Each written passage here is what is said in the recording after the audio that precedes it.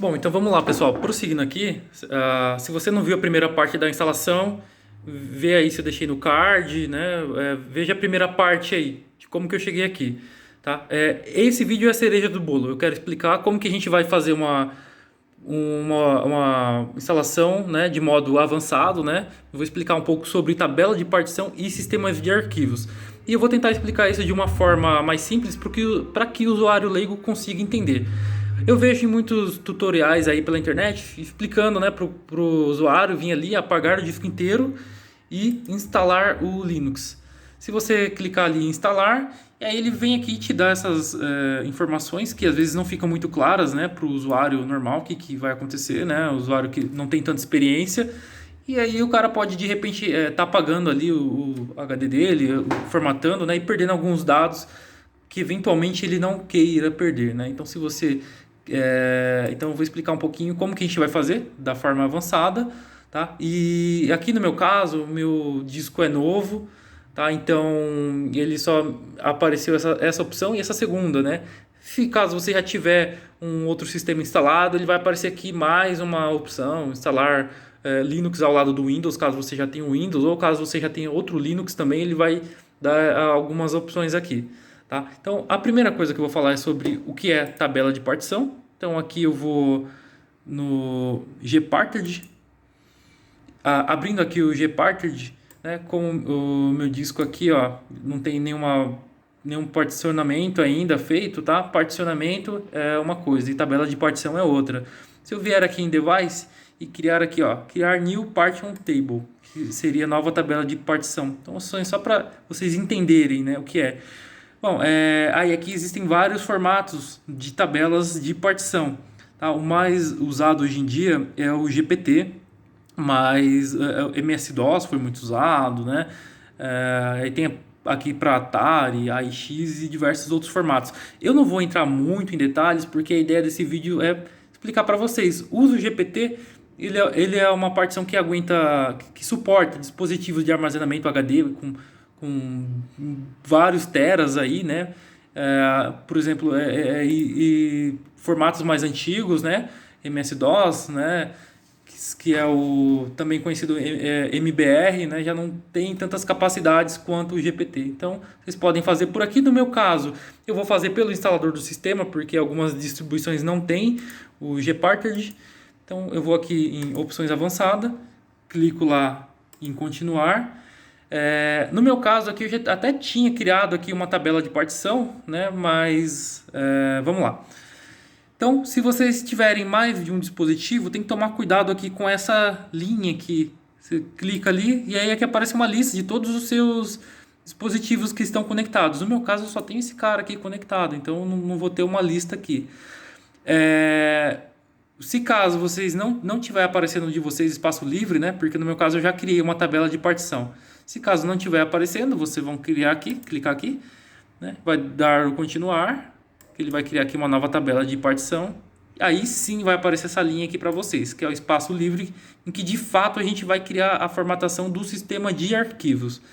Então eu clico aqui em mais.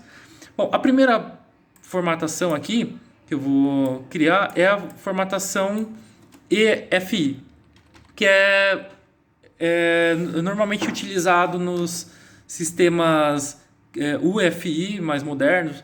Assim, existe o boot e o EFI. Né? Em alguns computadores mais modernos, quando você liga, você pode usar o mouse, tal, tem aquela telinha bonitinha, talvez tenha até janelas. Né? Então, a partição EFI é importante para isso. Né? E para dar o boot também. E alguns tutoriais o pessoal está ensinando aí, não que seja errado, mas eu não acho tão correto, né? Você deixar essa partição como ext4 e vir aqui em /boot.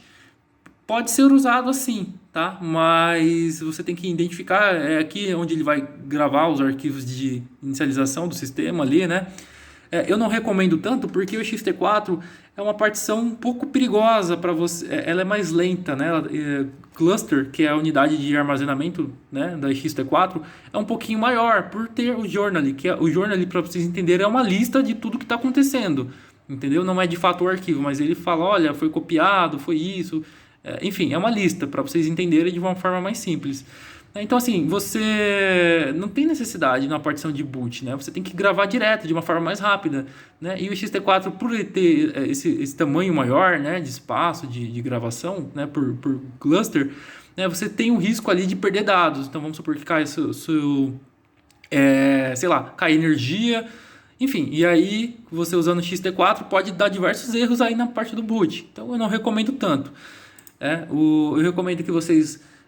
normalmente um formato bem utilizado é o FAT32, mas já tem também a área reservada aqui para injeção de BIOS.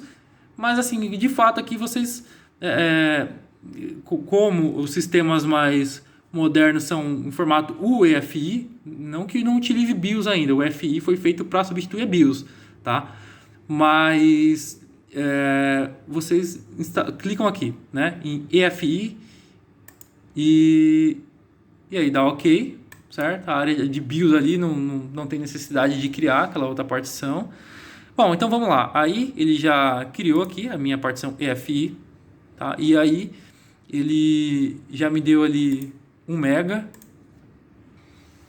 de espaço vazio, que até a partição EFI tem uma tabelinha também, né, de recuperação. Então é um modo mais seguro vocês fazerem instalação para EFI. Agora, caso você tenha um computador ali muito antigo, aí é outra história, né? Que não utilize, se a sua BIOS não tenha suporte ao EFI, tá? Mas aqui no meu caso eu tenho, então eu estou usando ele. Bom, a segunda parte aqui eu vou no espaço livre e vou criar aqui uma área swap. Swap é tipo a memória virtual, tá? Então, se você tem, sei lá, 4 GB de RAM, por exemplo, né, no seu de memória RAM, vocês vêm aqui, né, eu vou colocar só 2 GB de swap, tá? Então seria a memória virtual. Então ele vai usar aqui o espaço do HD como memória RAM, caso a sua memória RAM esteja muito cheia, né? Bom, então eu criei aqui, do OK, ele já vai aparecer ali na minha lista. Bom, aí aqui espaço livre. Bom, o que seria interessante aqui, no meu caso, como eu só tenho esse dispositivo, então eu vou instalar tudo aqui. Mas o que dá para fazer também, caso você tenha um outro HD, alguma outra coisa do tipo, ou um SSD, é possível instalar o seu sistema. No caso aqui na minha unidade NVMe, vamos supor que eu tivesse um SSD, um outro SSD SATA, né? Então eu poderia instalar o sistema no meu NVMe e no meu espaço livre eu poderia vir aqui e criar um ponto de montagem /home, escolheria um tamanho aqui. Então assim daria para mim usar um dispositivo para o sistema e o outro dispositivo de armazenamento para minha pasta pessoal.